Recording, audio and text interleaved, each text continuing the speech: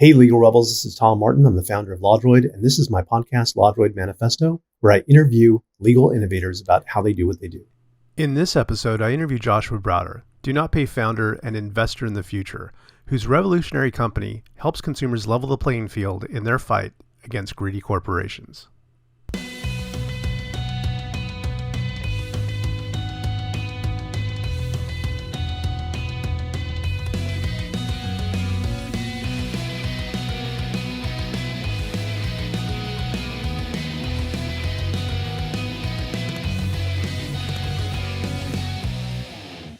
Welcome to the LawDroid Manifesto podcast. My name is Tom Martin. I'm your host, and I am thrilled today.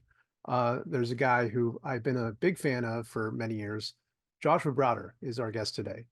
And Joshua has many accomplishments under his belt. He's a young man, but he's actually accomplished quite a lot. And so he is the CEO and founder of DoNotPay, the solo GP of Browder Capital, and he's been the recipient of the ABA's Lewis M. Brown Award in 2020, which is actually for promoting legal access. And in addition to that, the MIT Technology Review has named him as one of the 35 under 35 innovators. So with that, I'd like to introduce Joshua and just tell us a little bit about what you're up to now. Thank you so much. I've been such a big fan of your show, so it's an honor to be on here. As you alluded to, I'm the founder and CEO of DoNotPay. And DoNotPay's mission at a high level is to give power to the people. There are so many exciting new technologies from AI to fintech and all of this stuff.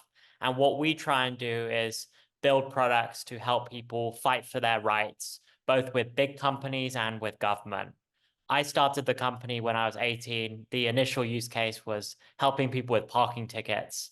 I noticed it was very time consuming to write these long details in parking ticket appeals. And I thought it would be a nice app to help me and my friends get out of tickets. And I never could have imagined that it would go viral on Reddit. And fast forward almost 10 years now, and we have over 200 different features that help people, such as cancel subscriptions, request refunds when the in-flight Wi-Fi doesn't work, all of these hoops that no one has the time or the energy for. Yeah, I think what you've done is what you've accomplished is really amazing, and that you're helping so many people that up until now have essentially been disenfranchised from the ability to get access to legal services at a rate that they can afford. I love the name, by the way, DoNotPay. But I'll definitely get into some of how you got there, because I do want to get some of your backstory. So first, let's start off with the beginning. Where did you grow up? So I grew up in London, as you could probably tell from my accent, and I taught myself coding around age 12.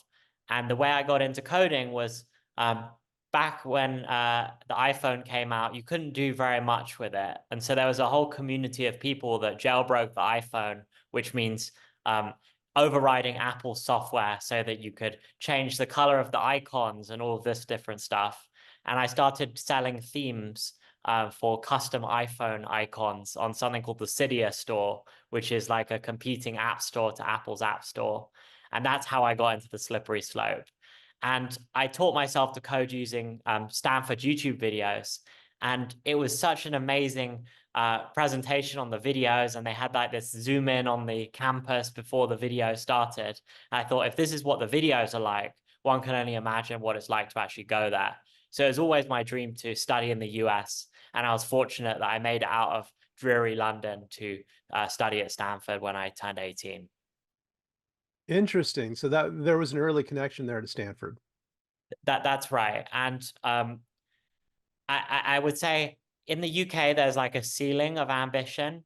Not many of my friends, I think maybe now the culture has changed, but back then, if you knew how to fix the class like laptop, you were in the top 10% of engineering. So no one really did any coding or anything. And people weren't very ambitious in the UK in compared to Silicon Valley. In Silicon Valley, the sky's the limit. So I always dreamed of going there.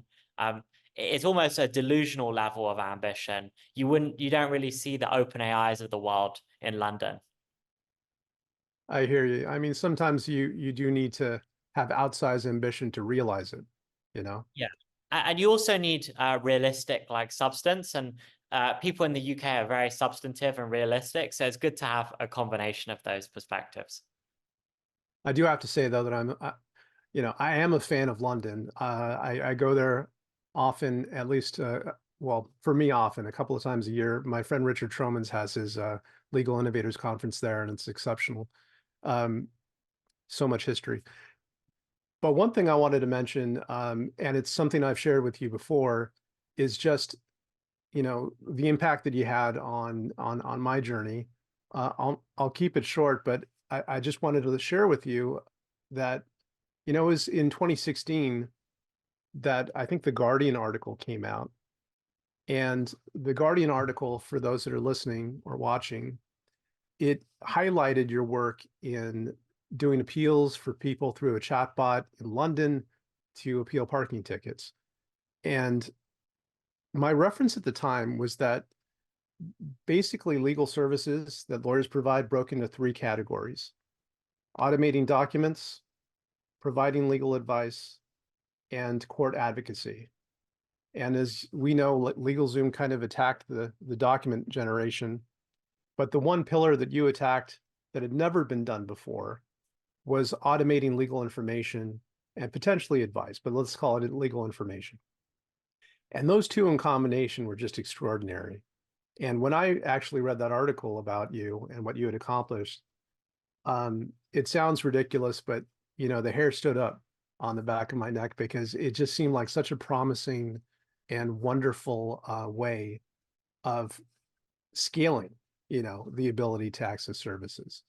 So I just wanted to thank you for that and share with people that, you really did open a door to something that was brand new and really widened the ability for people to get help. Yeah, I think it's really important to have one's own perspective of where things are going. So at DoNotPay, we were working on chatbots before they became cool in 2015 and 2016. One of the user experience problems we had is people wouldn't know what defense to choose for their parking ticket. And they would write into the customer support and say, I'm not sure which option to pick. And we thought, well, wouldn't it be great if a person can describe in their own words what the issue was, and then get matched to a letter template using software. And this was 2015, 2016. And then chatbots became very hyped around 2017, 2018. They kind of fell out of fashion. And now here we are in 2024, and chatbots again, and AI is the hottest thing ever. So the tech hype cycles come and go, but what I'm really excited about is just keep building for the users, regardless of whether people are excited about it or not. And now they're excited about it again, which is good. Right, it does come in waves. Drilling down a little bit on the early part. Now, you share that you're ambitious, maybe like outsized ambition compared to your peers in London, but at the time. But what brought that on? Like, somebody could have seen that situation with parking tickets, even if, as I think, some articles have covered, that you had your own parking tickets and you're kind of fighting your own problem first. But what brought you to actually create a chatbot and try to, extend this to other people? And like that takes a lot of, additional work. You might have, done many other things with your time. Like, what was the motivation behind that? Did you have some kind of influence in your life that made you think of doing that? I think it was a combination of two things. The first was I've always been passionate about law. So even though I was like focused on lots of cool different side projects while growing up as a high school student, I actually worked for several legal organizations. And the way I felt I could add value to these legal organizations is I built them all iPhone apps. So I approached about 10 different human rights organizations and I said, do you want me to build you an iPhone app? And this was back in the day where if you had an iPhone app, you were seen as like cutting edge innovation, and you couldn't just go on a website and press one button and then an app generates. You actually had to build it. So I built apps for Freedom House, which is the oldest human rights organization, International Bridges to Justice, actually a congressional commission, the Congressional Commission on International Religious Freedom as well, and several others. So I've always been passionate about the law. And then separately, I think my family had a big influence. My parents are human rights activists, and although parking tickets is like a very trivial issue, I think they've always taught me to stand up for what you believe in. And admittedly, I was a terrible driver, and like the vast majority of the tickets I got were probably valid. But I did notice that the government was sometimes issuing tickets first and asking questions later. And it's almost like a revenue source. In New York City, they make over $1 billion a year from parking tickets. And so I thought maybe they're issuing these tickets overzealously, and someone should fight back and get justice to reverse some of them, because the government don't follow their own rules very often. Good point. And based on that, did you get any pushback? Like initially, like did London's, call you up and say, what are you, what are you up to here? So I was tracking the signups very closely, and I should mention it was a free public service. So there were no ads. And at the very beginning, you didn't even have to give any email or anything. You just got free access to everything. I was just doing it motivated by the mission. And what I began to notice was the governments were actually signing up themselves to test it out. And it was a city by city expansion. So it went viral on Reddit, and I thought, well, maybe I should expand it to more cities if people like it so much. And so I expanded to Los Angeles. And NPR actually asked the head of the Los Angeles Parking Ticket Bureau, what do you think of a service like DoNotPay? And he said, and this is the best PR spin I could ever imagine, he said, we actually like it because people write such nonsense in their parking ticket appeals. At least when it comes from a service like DoNotPay, it's standardized, and we can tell whether it's a legitimate appeal or not. And so that really struck me, because bureaucracy holds everyone back. It doesn't just hold the consumers back, it also holds these companies and governments back. And so it actually motivated me to build more tools, because maybe I could even save the people we're fighting against time in processing these things as well. I understand a bit better about the motivation behind, DoNotPay. And did you first term it as a robot lawyer, or was that someone else that said that? I think the Daily Mail came up with the term robot lawyer, and it just seemed like a catchy name, because a lot of the other companies in the space that were, in my opinion, were doing more boring things like Rocket Lawyer and LegalZoom. They had some sort of legal in the name. So robot and lawyer, it was a robot because it is a chatbot, and a lawyer because of these other companies as a legal theme. So that's why I came up with robot lawyer. I've realized that maybe now it's not a good idea to call it a robot lawyer, so we no longer do that. Well, I hear that, but at the same time, I do think that, we can think metaphorically, not just literally, and that Yes, as a exactly. metaphor, and that as a metaphor, it makes a lot of sense. It captures people's imagination, and so much of what's at stake is actually to capture people's imagination. That's a difficult thing to do. And one thing I've actually really admired about you, Joshua, is that you have a knack for taking something that is in the public consciousness. It could be a news item or something that is, being talked about, and you have a way of capturing some of that conversation and putting it, within the frame of DoNotPay. And because one of the things that's so difficult is that you could build a better mousetrap, but if nobody knows about that better mousetrap, they're not going to use it. They're not going to take advantage of it, and you're not going to be able to help as many people. So it's an extremely, important and powerful skill to be able to get into the conversation publicly. Yeah, and if it's okay, I could share how the project became an actual company. Yeah, please. So we had all this usage, and at this point, I was a freshman at Stanford, and um, Stanford is like in the center of Silicon Valley. So of course, with this viral app, the VCs started using it and reaching out.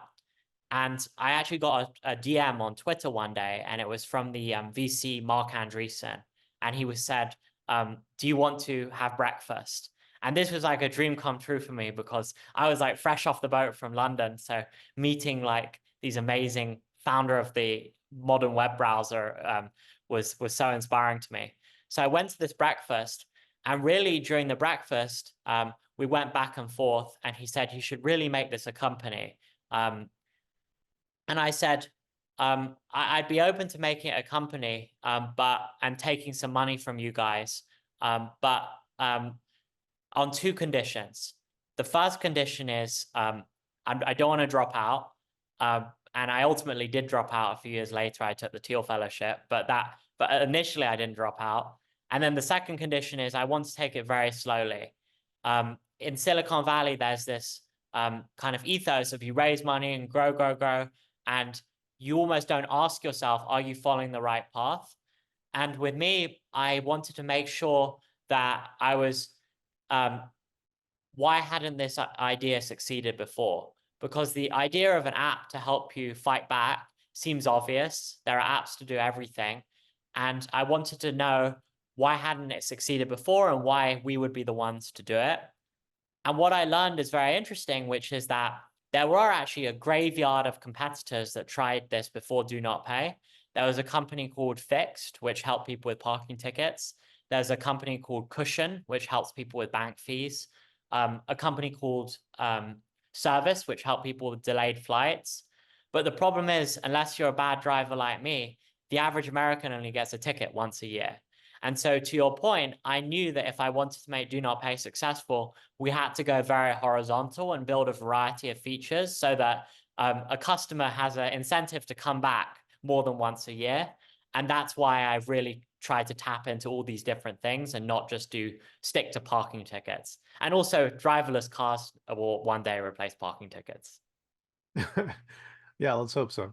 But that makes a lot of sense. I get the structure of that. The strategy of that is that it actually runs counter to what a lot of attorneys talk about, because when, attorneys focus on specific legal matters, they talk about focusing on one specific practice area, and then within a practice area, a specific niche, and then going about a mile deep within that. But to actually support the business model that you're talking about, you have to go horizontal and have many different options that you're providing so that you can be useful the rest of the year. Makes a lot of sense. In terms of any changes that you've made to that recently, has there been a specific focus in terms of new offerings? I know that one thing in particular that I was kind of surprised by is that bank fees were so popular in terms of the service that they use with DoNotPay. Is that right? That's right. And in terms of new offerings, what's really exciting is that the vision I had for DoNotPay in 2015 is becoming even bigger and more possible thanks to changes in technology. So for us, the initial change was when GPT-3 came out and was publicly available a few years ago. And then you could do things like hold conversations online. So for example, some companies like the New York Times make you chat with an agent to cancel a subscription.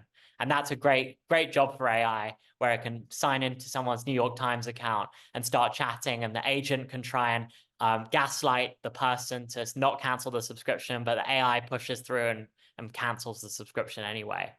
And that was really exciting. But GPT-3 wasn't very coherent.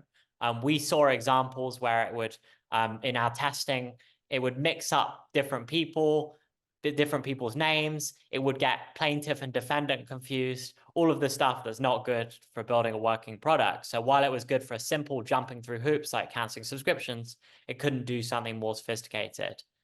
Then GPT-4 came out, and that enabled a whole new set of products and use cases. So about a year ago, we launched AI Bill Negotiation, where the AI logs into someone's Comcast account and starts chatting with agents to lower their bill.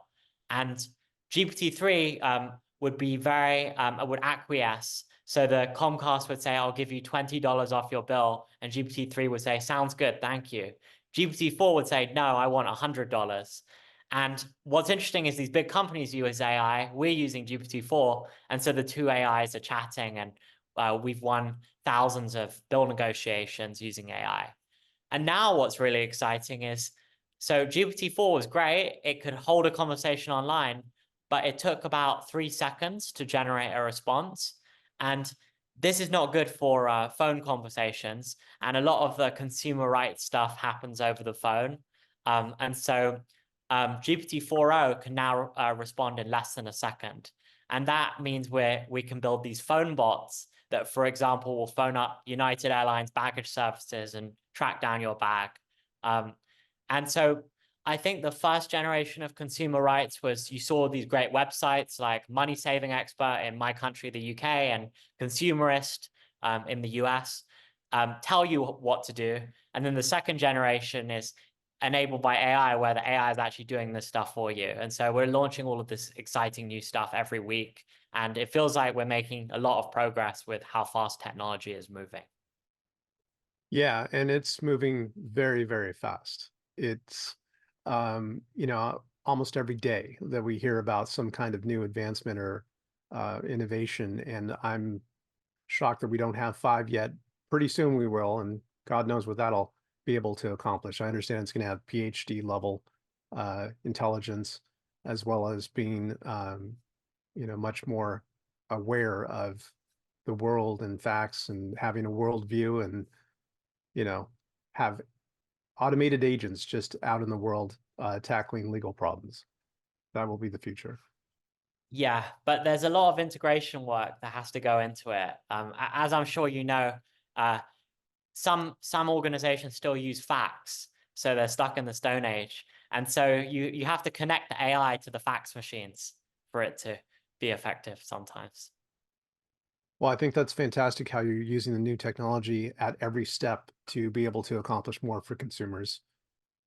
Along those lines, how do you personally measure the success of your impact with DoNotPay?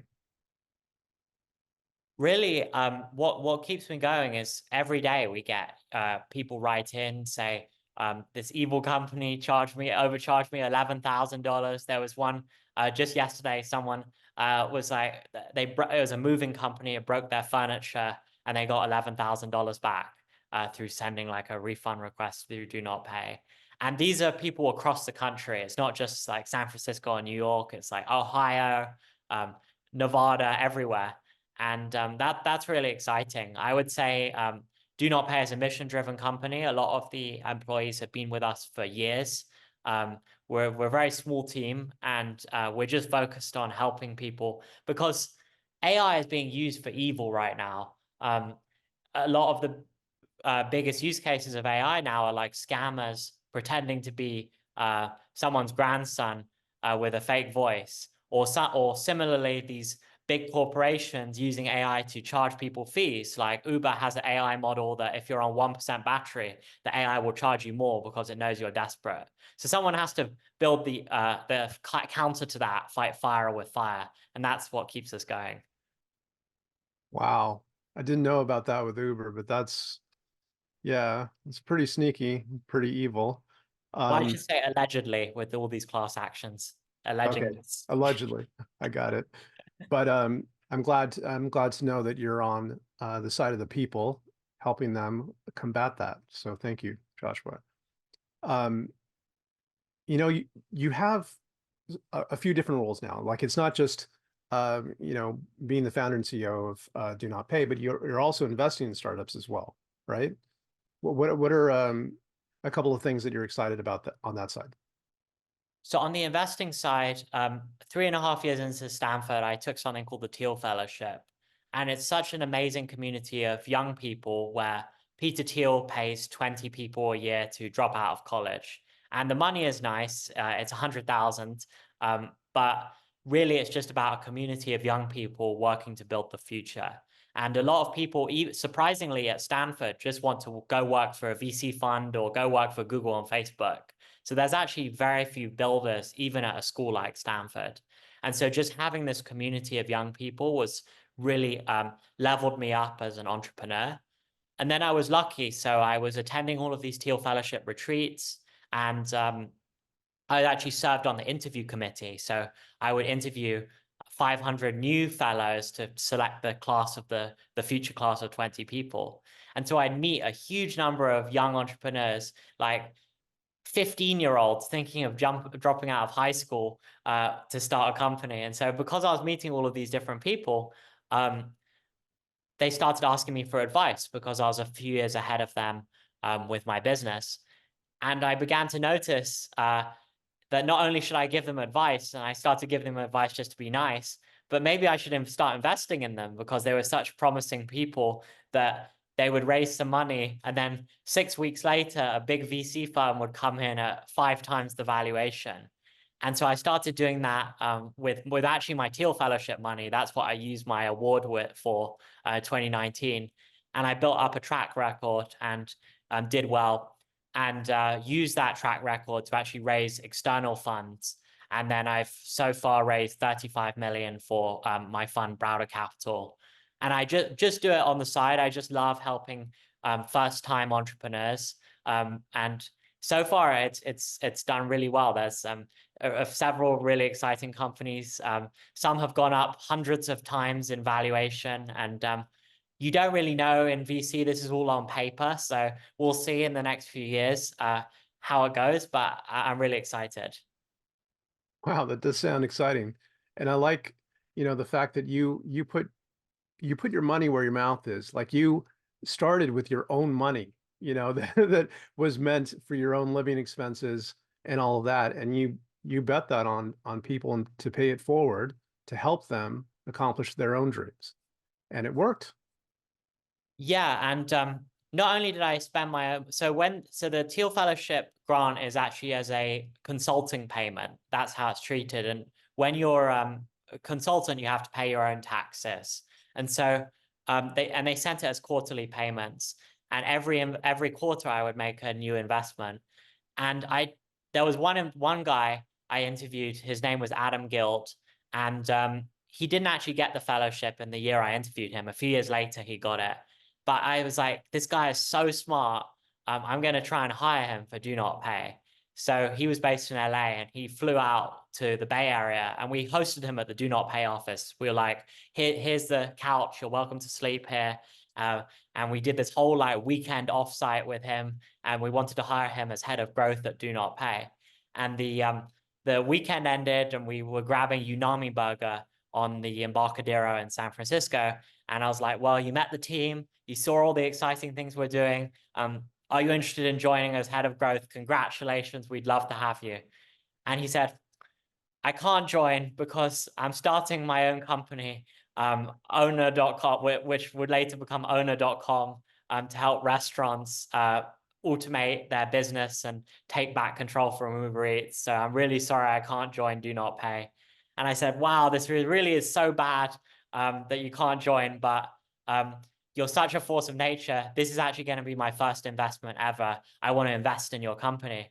And the problem for me was I had about 10K saved from my first Teal Fellowship quarterly grant. And that money, this was like March, April, that money was meant to go to the IRS to pay for the tax. And I was like, you know what? I don't even know. I'm just going to invest and not pay the IRS. And so I paid that, and the investment, I invested at a 2 million valuation, and it's now 350, and I think it'll be $1 billion company in the next few months. So I'm really excited by that. And then I paid the IRS a few years later with all the interest and penalties. But so it wasn't even my money. It was like my money that I should have paid taxes for. Well, it sounds like they're making money off of it too, with the dividends. So I mean, you have many different irons in the fire, and it sounds like you're able to balance it all. And I was just curious how you do that. Do you have like an army of assistants? Are you using, an army of AI assistants to help you? Like how do you keep it all going? On the DoNotPay side, I've got a really good team, and everyone being so motivated helps a lot. And at least on the consumer side, it's like automated. So it's not like we have hundreds of thousands of paying customers that do not pay, but it's a software business, and software is like instantly scalable. So that's helpful. I actually recently hired an assistant on the personal side to help with like just scheduling and all this stuff a few weeks ago for the first time. And then that's changed my life. But I would say that I love what I do, and that really, it makes time fly much, much more quickly, and you get a lot more done if you're happy. And you've heard the phrase, like, if you love what you do, then you never work a day in your life, right? Yeah.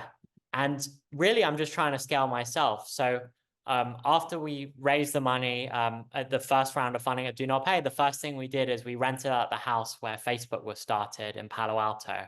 And I hired all my friends, and we were like, what are things that really annoy us in our day-to-day lives that we found personal solutions for that we can scale up to the world? So someone put their hand up and they said, well, I'm really upset with these free trials and subscriptions, which I can never remember to cancel. And so what I do is I go to Walmart and I buy Visa gift cards, and I have a Visa gift card for whenever I want to use a free trial so that they don't have my real payment information. And we thought that's a great idea for a DoNotPay product. So that's how we created one of our most popular products, which is the free trial credit card, which is a credit card that you can use for free trials. So really, we're just trying to scale ourselves. And that's great. Like I guess the logic of it is that it only expends whatever value is on the card, and then beyond that, it's, good luck, right? Yeah, and we have all these controls over the card, so we let like a free trial test purchase go through. Sometimes the merchants will charge the card 10 cents and refund it to see if it's a real card, and then they try and charge the card with a subscription. Then we block it, and it's not tied to the user, so the user isn't on the hook for any of this. That's great. And actually, the environment that you're describing, it reminds me a lot of when I was in college, just surrounded by people that were so excited, enthusiastic about learning, about trying out new things.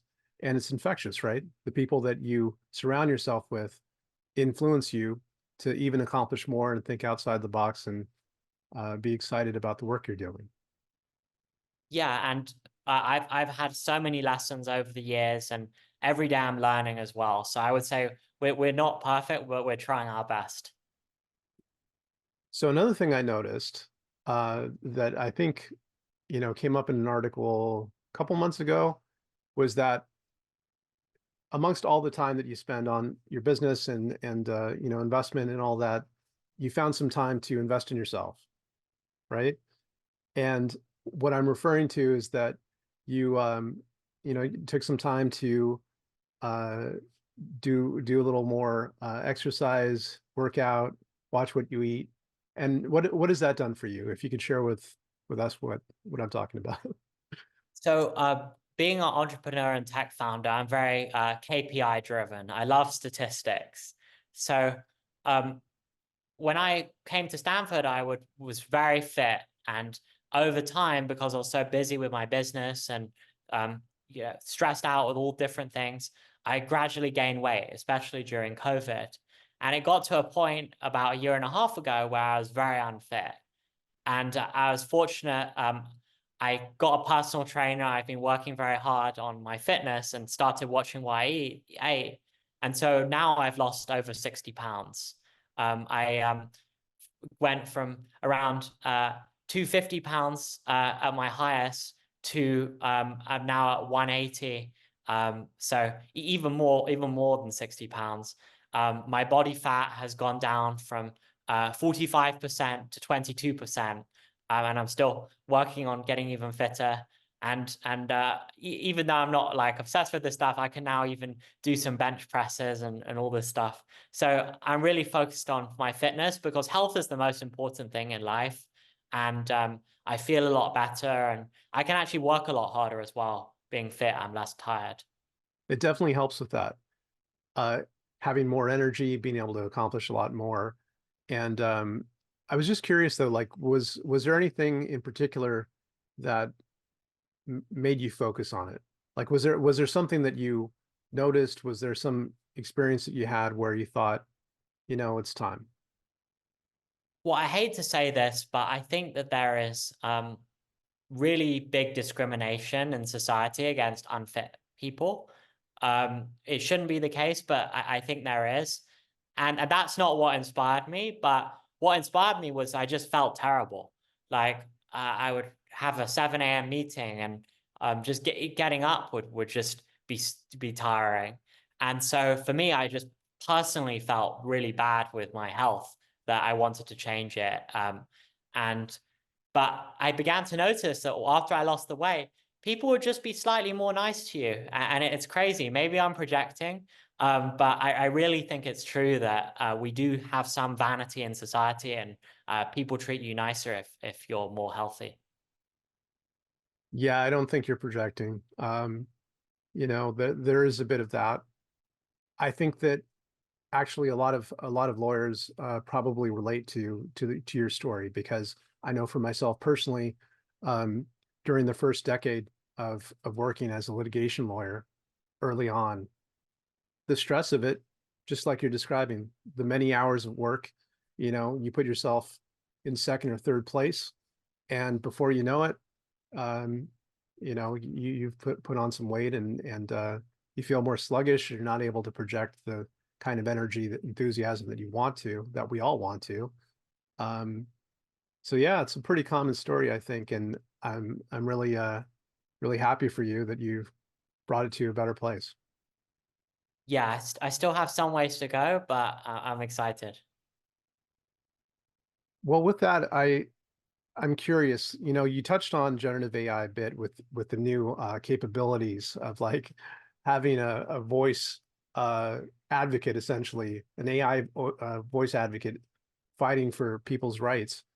But if we look more generally at generative AI, I know that, one of the concerns that especially lawyers highlight is hallucinations. And they're like overly focused, I think, on this risk of hallucination. Now, within the context of what you're doing and advocating for people's consumer rights, is that as outsized a concern as sometimes lawyers make it out to be? Um, GPT-4 doesn't hallucinate as much. I would say maybe 1 in every 20 times, which is still a lot. So you have to be very careful with the prompt to make sure that AI doesn't even have any room to hallucinate. So specifically, if you say stick to the provided information and things like that. And at DoNotPay, we've tried to do a lot of different things on top of it. We actually have a machine learning model, not an AI, that kind of guardrails the outputs. Also, what we're doing is very simple. I know that you mentioned at the beginning, like robot lawyer and stuff, but really it's not even law. It's just about standing up for helping people stand up for themselves. Like the free trial credit card, I guess you could say like subscription law and stuff, but really it's just about helping people save time and money. And that's our mission. And I don't think there's a lawyer who will get out of bed to help someone request a $20 in-flight Wi-Fi refund. So it's almost like an underserved area that's not part of the law. And it's definitely not equivalent to what a licensed lawyer is doing. Yeah, one of the things that I would point out is that the use case that lawyers are talking about is like a very niche, specific legal research use case where it has to be, extremely knowledgeable about that area of law. And so when they ask it to, let's say, create a legal memo about a niche specific, legal issue, then, you could run into problems. Even if it's using retrieval augmented generation, it could still reach a point where it's creating, it is hallucinating about certain issues. But when you're talking about a different world, more of advocacy, where you're reaching out to a company and the points that you're trying to convey are 2 or 3 points, nothing complicated, just, hey, I should get my money back because you didn't comply with this term of service. It's easier for it to not get things wrong. Don't you say? Yeah, exactly. And so it's good at jumping through hoops and pretending to have a conversation. And that's what's really useful with these big company consumer rights things. It's just about phoning up or emailing the right person and saying, I'm going to cancel unless you give me a discount. The AI is great at that. But I do think we've reached a ceiling of ability in the transformer model. So earlier in the conversation, you mentioned how excited you were about GPT-5. And I'm also very excited. I think that there'll be many new applications and cool things. But there's this like myth in Silicon Valley that we're on the verge of AGI. And just to give you a concrete example, even a few weeks ago, I'm always testing ChatGPT and I asked it to add up a few numbers and it consistently gets the answer wrong. And I think understanding why helps you understand the limits to AI.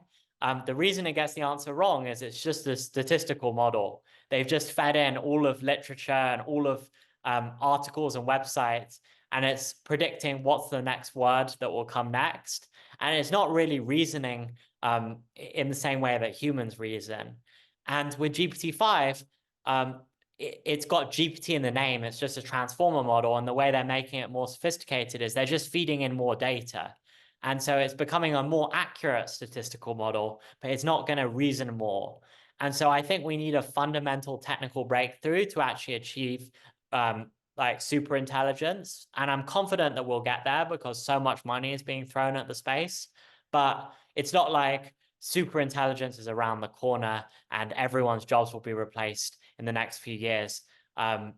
It's going to be much more useful at the application layer, helping professionals than replacing them. And this has been one of my biggest learnings, like diving into the tech. But there's still a lot of room that remains open for using a large language model like GPT-4 even with tools that supplement it, right? Like, for example, the example that you were putting out about mathematics, if you use, let's say, the Wolfram plugin, which is very, very good at doing mathematics, that you could have a large language model deferring to that tool. That is true. But I'm just saying that it's not reasoning by itself.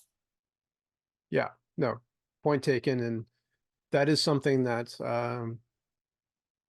I don't know. I would not be surprised if it came out next year, just because it seems like when these things happen, there's a bit of a synergy of innovations in related fields that just tend to come together because one thing makes yet another thing possible. But we'll see. We'll see how that goes. So related to all the new technology, what new features might you share with us that might be coming down the road for DoNotPay? Both for DoNotPay and in general AI, I think I'm really excited for it to be everywhere. So one of the biggest product goals we have is to make it always in the background, always on. So right now, when DoNotPay started, you go to DoNotPay and say, I got this parking ticket, help me with it. And now you say, I want to get a refund on my utility bill and things like that.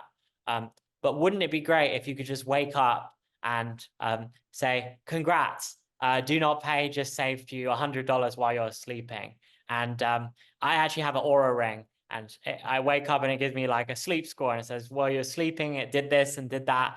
And similarly with consumer rights, I think AI will make that possible. So we're really focusing on what can we do that the consumer doesn't even have to worry about. Because everyone is so busy, they don't have time to like log into all these different websites and sign up and this sort of stuff. It should just work automatically. And so that's really what we're building, like DoNotPay in the background. And another way to put the DoNotPay in the background is that it's agents, right? Like agents, as you know, is like the flavor of the year that everyone's talking about, AI agents. But the idea being, for those that are listening, is that you could have an AI that you give it certain goals, instructions, knowledge, and intelligence, and it could go on about the world, accomplishing the goals that you set for it. And so to set the goals for a do not pay agent to be out there saving you money while you sleep. That sounds fantastic.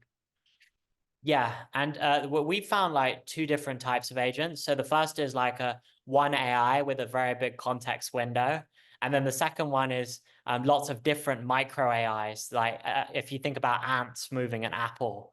And we found a lot more success with the second type, where one AI passes it to like a API that mails something, which passes it to another API that will, when the company responds, scans the OCR, scans the response and feeds it back.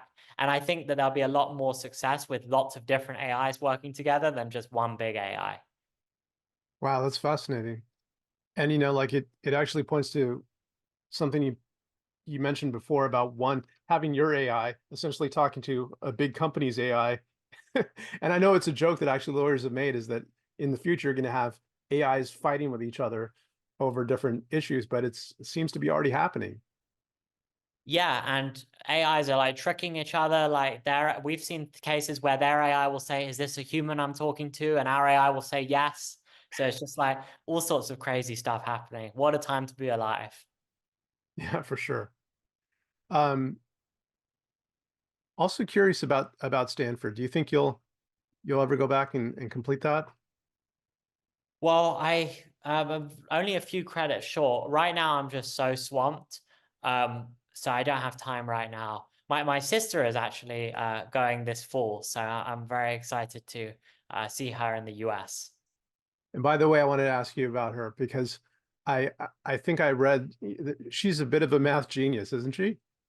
Well, I'm very proud of her. So we have this test in the UK. It's called GCSEs, and the US equivalent is like APs or something like that. And it's a national test, and 600,000 people take it. And she scored number one in the entire country in the UK. So she's very smart, and she actually was choosing between Stanford, Harvard, and Oxford. And I think I had a big influence on her. I said, you have to choose Stanford. Stanford is the future. The other ones are still very, very good, but they're more focused on the past. And I think she made the right choice. And interestingly, when she turned down the other two, both of them, they thought it was a clerical error. One of them actually emailed her. They said, did you actually mean to turn us down? So I'm very proud of her. Wow. Well, it sounds like genius runs in the family. Well, I mean, she's the genius. I'm just more technical. Well, very impressive. Very impressive. Um, I wanted to ask a little bit about, like bringing it back home. Like you've you're 27 years old, right? Yes, I'm getting old now. Don't say that, Joshua. Um, I got a little silver ear, so much older than you, but I think that's a lot that you've accomplished a lot so far, and I can only imagine what you have in mind for the next 5, 10 years. Can you share with me a little bit? Like, what do you have in mind for the next 5 years? What would you like to accomplish? I just want to keep growing Do Not Pay. I view Do Not Pay as my life's work, and I'm biased, but I think everyone in the world could one day benefit from using Do Not Pay. So that's my number one mission. One thing I wanted to touch on is that beyond Do Not Pay and Browder Capital and everything else that you've been working on, you've also done some projects, right, that are humanitarian in nature, where you've, I think, worked with uh, with with foreign governments or foreign interests. Can you share a little bit about that? Yeah, this was so between 2015 and 2019. So Do Not Pay became a paid service in 2019. But before that, I was just passionate about the law, and I was building a lot of things for humanitarian projects and governments just for free. So I built a chatbot to help homeless people in the UK navigate benefits with an organization called Centrepoint. Helping automate like refugee claims in the UK was really exciting as well. And so really, I was never motivated by money. I just launched a subscription for Do Not Pay in 2019 because some of these legal services and even non-legal services have real world costs. So you have to mail stuff and things, and the subscription helps pay for that. But really, I just love using tech to help people. Well, a question that I usually ask all my guests, but I think you kind of answered it right now, is like, what makes it all worthwhile for you? Because you work so hard. Is there something that is a center for you that is what you're working to accomplish? And maybe it is just that, but Well, I think just, helping the people that rely on me, both our customers and also our employees. I should mention that we take the DoNotPay lifestyle with DoNotPay itself. So we're a very efficient company, and we try and do things very differently from other Silicon Valley startups. So we actually paid our first dividend. We've raised venture money, but we have more money than we've raised. And so we decided to pay a dividend to our employees and our investors. So just doing right by our stakeholders, building the best product for our customers. And personally, for me, I'm just trying to be fit, build good products, and not be too stressed. well, those are worthy goals. And to be paying dividends, that's kind of unique for a venture-backed company, isn't it? Yeah, I think people are really tired of these money-losing companies. And even in the public markets, you're seeing like Facebook, Meta paid its first dividend. I think Google started paying dividends recently. And so it's a sign of the times. I know we had the Fed meeting today, and I don't think they reduced rates. So I think people really care about this stuff now. Well, I think that's great because the ethos for a number of VC companies is just to build as quickly as they can at a tremendous loss of capital to a lot of people. And so to see that you're in a position to be able to pay dividends, that's saying a lot, especially with this kind of work, because to be able to affordably provide these services to millions of people is it's fantastic. So what would you like your legacy to be? Something to talk about at 27, but how do you think you'd like to be remembered with DoNotPay and your work? I think we want to we see DoNotPay in computer programming terms. There's this expression called DDoSing, which means that if you hit a website with enough robots, the website goes down. And if you take that as a metaphor at DoNotPay, we want to hit an unjust system with so many requests that we want to take down the unjust system. So I personally, I want to take down a system, a corrupt system.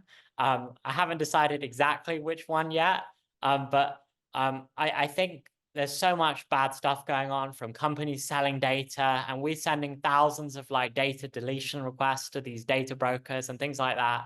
But we want to come up with something big where we're sending so many requests that the system just can't handle it, and they stop doing their evil stuff. Well, good on you. I hope you're successful, because the world needs to have that liberation and freedom, and have somebody advocating for their rights when they can't.